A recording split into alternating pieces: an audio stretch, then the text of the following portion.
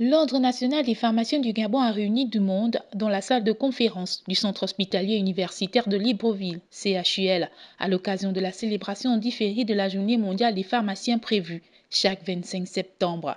Plusieurs points à l'ordre du jour, partant du rôle même du pharmacien à son implication dans les officines, pour l'assistance qui n'était pas seulement constituée de spécialistes en la matière, mais aussi d'étudiants dans les domaines et même d'élèves. Les discussions ont été des approfondissements pour les uns et des découvertes pour les autres. Je suis là en observation. Je vais écouter et je vais voir si la profession m'intéressera. Mais au vu des premières échanges qui ont été faites, c'est une profession intéressante. C'était des batailles pour obtenir certains droits en tant que pharmacien au Gabon et pouvoir exercer le métier en toute légitimité et dans de bonnes conditions. Ce n'est pas encore fini, comme le docteur Isseme pouvait le dire. C'est chacun d'entre nous qui embrassons ce domaine qui devons davantage améliorer les choses, construire l'histoire du domaine pharmaceutique au Gabon.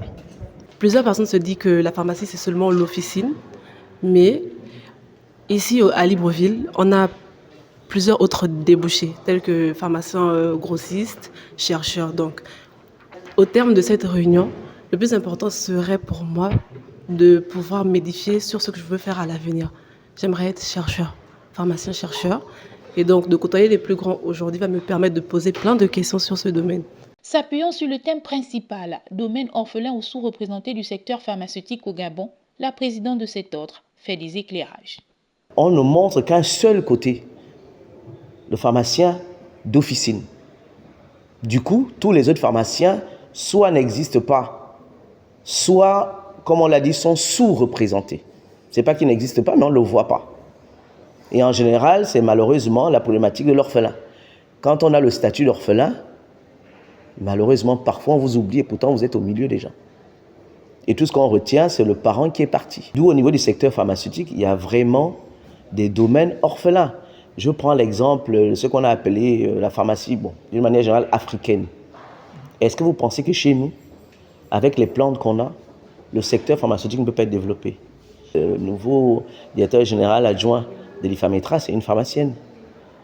Aujourd'hui, quiz de la population qui sait exactement à quoi sert l'IFAMETRA. Quiz de la population qui sait qu'au niveau de l'IFAMETRA, ils produisent beaucoup de choses à base de plantes qui sont malheureusement souvent consommées que parmi les, je peux les appeler les élus, ceux qui sont au courant de ce qui est fait, c'est ceux-là qui utilisent ces plantes-là. Or, aujourd'hui, avec l'Agence nationale du médicament, ils sont en train de voir tout le côté réglementaire pour pouvoir mettre une autorisation de mise sur le marché pour les médicaments traditionnellement améliorés. Chez nous, les médicaments traditionnellement améliorés sont orphelins.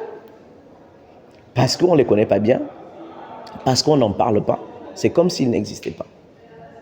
Donc, on pense que le terme orphelin, il est vraiment bien choisi.